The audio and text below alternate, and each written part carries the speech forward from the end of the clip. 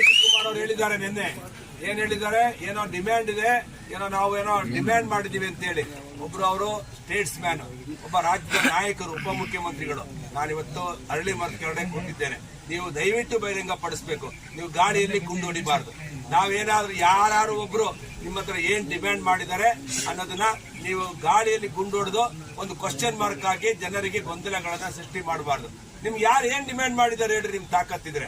ಅದು ಬಿಟ್ಟು ಈ ರೀತಿಯ ಹೇಳಿಕೆಗಳನ್ನ ಕೊಟ್ಟು ಜನಗಳಿಗೆ, ಮಾಧ್ಯಮದವರಿಗೆ ತಪ್ಪು ದಾರಿಯನ್ನು ತಿರುಗಿಸುವಂತ ಕೆಲಸವನ್ನ ಡಿ.ಕೆ. ಶಿವಕುಮಾರ್ ಅವರು ಮಾಡಬಾರ್ದು. ಜವಾಬ್ದಾರಿ ಸ್ಥಾನದಲ್ಲಿರೋದು. ವಿರೋಧ ಪಕ್ಷದ ಶಾಸಕರಿಗೆ ಗೌರವ ಕೊಡಬೇಕು.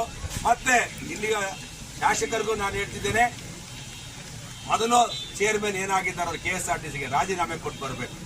ಜನ ಇವತ್ತು ಬೀದಿಗೆ ಇಳಿದಿದ್ದಾರೆ. ನಾನು ವಿನಂತಿ ಮಾಡ್ತೇನೆ ವಾಸಣ್ಣ ಅವರಿಗೆ, ನಿಮ್ಗೆ ಯೋಗದಲ್ಲಿ ಮಂತ್ರಿ ಆಗಬೇಕು ಅನ್ನೋದಿದ್ರೆ ನಿಮ್ಮಲ್ಲಿ ಯೋಗ ಇದ್ರೆ ಆಗ್ತೀರಾ. ನೀವು 5 ಬಾರಿ ಶಾಸಕರಾಗಿರೋ, ನೀವು ಶಾಸಕ ಸ್ಥಾನಕ್ಕೆ ರಾಜೀನಾಮೆ ಕೊಟ್ಟು ಈ ರೈತರ ಜೊತೆ ನಿಂತ್ಕೋಬೇಕು. ಸರ್ಕಾರಕ್ಕೆ ತಕ್ಕ ಉತ್ತರವನ್ನು ನೀವು ಕೊಡಬೇಕು, ಟಕ್ಕರ್ ಕೊಡಬೇಕು ಅಂತೇಳಿ ಈ ಸಂದರ್ಭ ವಿನಂತಿ ಮಾಡಿ ನಮ್ಮ CT ರವಿಯವರು ಮತ್ತೆ ನಾರಾಯಣ ಸ್ವಾಮಿ ಅವರು ಮತ್ತೆ ನಮ್ಮ ವಿಜಯಣ್ಣವರು ಇವರು ಒಂದೆರಡನ್ನ ನಮಗೆ ಸುಮಾರು 150 ರೈತರ ಮೇಲೆ ಮತ್ತೆ ಮಠಾಧಿಪತಿಗಳ ಮೇಲೆ ದೇಶದ ಇತಿಹಾಸದಲ್ಲಿ ಶಾಂತವಾಗಿರುವಂತಹ ಮಠಾಧೀಶ್ವರರು ಕೂಡ ನಮಗೆ ಈ ಕಾರ್ಯಕ್ರಮದಲ್ಲಿ ಹೋರಾಟದಲ್ಲಿ ಭಾಗವಹಿಸಿ ನಮಗೆ ಒಂದು ಆತ್ಮಸ್ಥೈರ್ಯವನ್ನು ತುಂಬಿದಂತ ಅವ್ರ ಮೇಲೂ ಕೂಡ FIR ಅನ್ನ ದಾಖಲೆ ಮಾಡಿರುವಂತದ್ದು ನಾವು ತೀವ್ರವಾಗಿ ಖಂಡಿಸ್ತೇವೆ.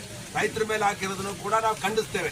ಅದಕ್ಕೆ ಈ ಹೋರಾಟಕ್ಕೆ ಇದು ರಾಜಕೀಯ ಹೋರಾಟ ಅಂತೇಳಿ ಡಿ.ಕೆ. ಶಿವಕುಮಾರ್ ಅವರು, ಪರಮೇಶ್ವರ್ ಅವರು ನಿನ್ನೆ ಹೇಳಿಕೆ ಕೊಟ್ಟಿದ್ದಾರೆ. ನಾವು ಇದನ್ನು ತೀವ್ರವಾಗಿ ಖಂಡಿಸ್ತೇವೆ. ಇವತ್ತು ನಮ್ಮ ಪಕ್ಷದ ನಾಯಕರಾದಂತಹ CT ರವಿಯವರು ಇರ್ಬೋದು, ಚಲವಾದಿ ನಾರಾಯಣ ಇರ್ಬೋದು, ನಮ್ಮ ರಾಜ್ಯ ಅಧ್ಯಕ್ಷರು, ಶಾಸಕರಾದಂತಹ ವಿಜೇಂದ್ರ ಅವರು ಮತ್ತೆ ಎಲ್ಲರೂ ಇಲ್ಲಿ ಬಂದಿರುವಂತದ್ದು ನಮಗೆ ನೈತಿಕತೆಯನ್ನು ತುಂಬೋದಕ್ಕೆ, ಈ ಹೋರಾಟಕ್ಕೆ ಶಕ್ತಿಯನ್ನು ತುಂಬೋದಕ್ಕೆ ಹೊರತು ಇಲ್ಲಿ ಯಾವುದೇ ರಾಜಕೀಯ ಉದ್ದೇಶಕ್ಕೆ ನಾವು ಬರ್ತಿಲ್ಲ. ಈ ಹೋರಾಟ ನಾವು ಈ ಯೋಜನೆಯನ್ನ ತಾತ್ವಿಕ ಅಂತ ತಗೊಂಡೋಗ್ಬೇಕು, ಅವೈಜ್ಞಾನಿಕವಾಗಿರುವಂತಹ ನೀರಾವರಿ ಯೋಜನೆಗಳನ್ನ ನಿಲ್ಲಿಸಬೇಕು ಅಂತ ಹೇಳಿ ನಿನ್ನೆ ನಡೆದಂತಹ ಘಟನೆಯನ್ನ ಖಂಡಿಸೋದಕ್ಕೆ FIR ಅನ್ನ ರದ್ದು ಮಾಡಬೇಕು. ಸ್ವಾಮೀಜಿಗಳ ಮೇಲೆ ರೈತರಿಗೆ ಹಾಕಿರುವಂತಹ FIR ಗಳನ್ನ ರದ್ದು ಮಾಡಬೇಕು. ಮತ್ತೆ ಈ ಏನು ಅವೈಜ್ಞಾನಿಕವಾಗಿರುವಂತಹ ಎತ್ತಿನ ಹೊಳೆ ಯೋಜನೆಯನ್ನ ಕೂಡಲೇ ಸರ್ಕಾರ ಸರ್ವಪಕ್ಷದ ಸಭೆ ಕರೆದು ರದ್ದು ಮಾಡಬೇಕು ಅಂತ ಹೇಳಿ ಅಸೆಂಬ್ಲಿಯಲ್ಲೂ ಧ್ವನಿ ಎತ್ತಬೇಕು. ಮತ್ತೆ ಹೇಮಾವತಿ ಲಿಂಕ್ ಕ್ಯಾನಲ್ ಅನ್ನ ತಕ್ಷಣ ರದ್ದು ಮಾಡಬೇಕು ಅಂತ ಹೇಳಿ ನಾವು ನಮಗೆ ನೈತಿಕತೆ ತುಂಬೋದಕ್ಕೆ ಬಂದಿದ್ದಾರೆ. ನಾನು ಈ ಸಂದರ್ಭದಲ್ಲಿ ರೈತರು ಮುತ್ತಿಗೆ ಹಾಕಿ ಏನು ಎಕ್ಸ್ಪ್ರೆಸ್ ಲಿಂಕ್ ಕೆನಾಲ್ ಈ ಕೆಲಸ ನಡೀತಾ ಇದೆ, ಕಾಮಗಾರಿ ನಡೀತಾ ಇದೆ, ಇದನ್ನು ನಿಲ್ಲಿಸಬೇಕು. ಯಾವುದೇ ಕಾರಣಕ್ಕೂ ಹೇಮಾವತಿ ನೀರಿನ ವಿಚಾರದಲ್ಲಿ ತುಮಕೂರು ಜಿಲ್ಲೆಗೆ ಅನ್ಯಾಯ ಆಗಬಾರದು. ಈ ನಿಟ್ಟಿನಲ್ಲಿ ಎಲ್ಲ ಪಕ್ಷಾತೀತವಾಗಿ ರೈತ ಮುಖಂಡರು ಎಲ್ಲರ ನೇತೃತ್ವದಲ್ಲಿ ಒಂದು ಐತಿಹಾಸಿಕ ಹೋರಾಟ ಈ ಜಾಗದಲ್ಲಿ ನಡೆಯಿತು.